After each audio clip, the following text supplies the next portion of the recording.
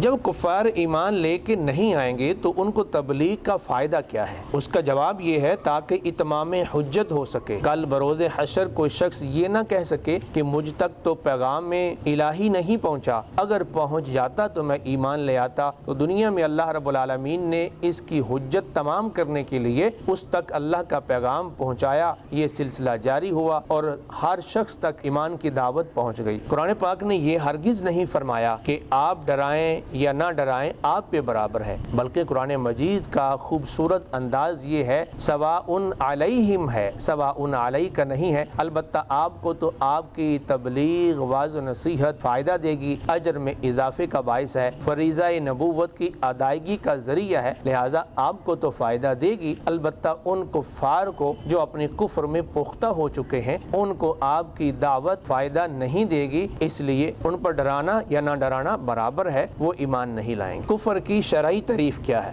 جو چیز نبی پاک علیہ الصلوۃ والسلام کے دین سے قطعی طور پہ ثابت ہو، ان میں سے کسی بھی ایک چیز کا انکار کفر ہے۔ ایک چیز کا ہو خواہ زیادہ کو ہو، جو چیز قطعاً یقینی ثبوت کے ساتھ یہ ثابت ہے کہ یہ دین کا حصہ ہے اور دین سے ہے، اس کا انکار کفر ہے۔ قرآن مجید نے ارشاد فرمایا بے شک جو کفر میں پختہ ہو چکے ہیں ان پہ ڈرانا نہ ڈرانا برابر ہے، وہ ایمان نہیں لائیں گے۔